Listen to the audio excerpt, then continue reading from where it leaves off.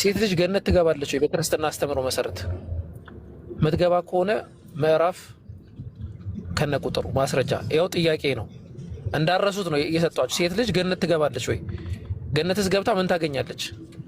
አብዛኞቹን የገሃነም ሆነው አይቷቸዋል አይደል መሐመድ? አዎ አይቷቸው።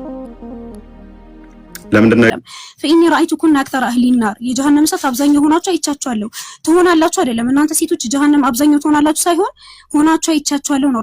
ሰላም እንዴት ናችሁ? እግዚአብሔር ይመስገን። ሙስሊም እህቶችን ለማጽናናት የሄድክበት መንገድ በጣም የሚያሳፍር ነው። ከአንድ ኡስታዝ የማይጠበቅ ነው። ሰሞኑን ሙስሊም ሴቶች እያለቀሱ ነው። ምክንያቱም ሙሐመድ በሳሂህ አልቡኻሪ 304 ላይ የገሃነም እሳት ነዋሪዎች አብዛኛዎቹ እናንተ ሴቶች እንደሆናችሁ አየሁ። እንዲሁም ደግሞ በሳሂህ ሙስሊም 2737 ኤ ወደ ሲኦል ተመለከትኩ። በዚያም ካሉት ውስጥ የብዙዎቹ ቁጥር በሴቶች የተያዘ ነው ብሎ በመናገሩ ምድር ላይም ተሰቃይተን ሰማይ ቤትም እንዴት ብዙዎቻችሁ የሲኦል ናችሁ እንባላለን ሲሉ እንግዲህ ይሄ ኡስታዝ ደግሞ አይዟችሁ ይሄው ክርስቲያን ሴቶችም እኮ ገነት አይገቡም እያላቸው ነው ማለት ነው። ለማንኛውም ይሄ የተሳሳተ መረጃ ነው። ጌታ ኢየሱስ ምን ይላል? የማቴዎስ ወንጌል 25:31 የሰው ልጅ በክብሩ በሚመጣበት ጊዜ ጌታ ኢየሱስ በክብሩ በሚመጣበት ጊዜ ከእርሱ ጋርም ቅዱሳን መላእክቱ ሁሉ በዚያን ጊዜ በክብሩ ዙፋን ይቀመጣል።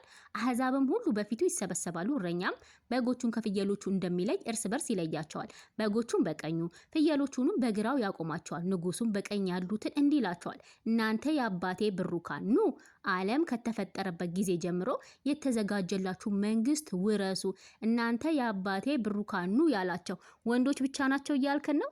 ለማንኛውም በክርስቶስ ኢየሱስ ያመንን ሁሉ ወንድም ሴትም የለም አንድ ሰው ነን። ገላትያ 3:26 በእምነት በኩል ሁላችሁ በክርስቶስ ኢየሱስ የእግዚአብሔር ልጆች ናችሁና አይሁዳዊ ወይም የግሪክ ሰው የለም፣ ባሪያ ወይም ጨዋ ሰው የለም፣ ወንድም ሴትም የለም፣ ሁላችሁ በክርስቶስ ኢየሱስ አንድ ሰው ናችሁና። ስለዚህ በክርስቶስ ኢየሱስ ያመንን ሁሉ አንድ ሰው ነን እንጂ ወንድ ሴት የሚባል የለም። ማለት ጾታችሁ ይቀየራል ማለት አይደለም።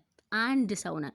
ስለዚህ ገነት ሴቶች አትገቡም፣ ወንዶች ገነት ትገባላችሁ የሚባል የለም። ሁላችንም በክርስቶስ ኢየሱስ ያመንን የዘላለም ሕይወት አለን። ዮሐንስ ወንጌል 3:16 በእርሱ የሚያምን ሁሉ የዘላለም ሕይወት እንዲኖረው ነው እንጂ እንዳይጠፋ እግዚአብሔር አንድያ ልጁን እስኪሰጥ ድረስ ዓለሙን እንዲወዷልና። ስለዚህ ይሄ እድል የመጣው ለሁላችንም ነው፣ ለወንዶችም ለሴቶችም ነው እንጂ ለወንዶች ብቻ አይደለም። ስለዚህ በክርስቶስ ኢየሱስ ያመንን ሁሉ የዘላለም ሕይወት አለን።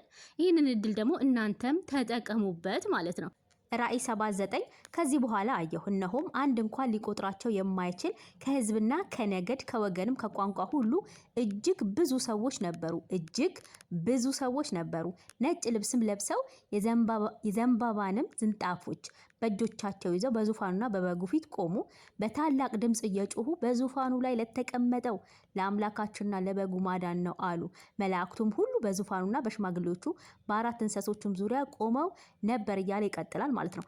ብዙ ሰዎች ነበሩ ያለውና ወንድ ብቻ ናቸው አሁንም ልትለን? ሁለተኛ ቆሮንቶስ 6:17 ለእናንተም አባት እሆናለሁ እናንተም ለኔ ወንድ ልጆችና ሴት ልጆች ትሆናላችሁ ይላል። ስለዚህ የእግዚአብሔር ልጆች ደግሞ ከሆንን የመንግስቱ ወራሽ ነን። መንግስተ ሰማያት የኛ ናት። ገላትያ 4:7 ከእንግዲህ ወዲህ ልጅ ነህ እንጂ ባሪያ አይደለህም፣ ልጅ ከሆንክ ደግሞ በክርስቶስ የእግዚአብሔር ወራሽ ነህ ይላል። ስለዚህ እኛ በክርስቶስ ኢየሱስ ያመንን ሁሉ ሴት ወንድ የለም የመንግስተ ሰማያት ነን ማለት ነው።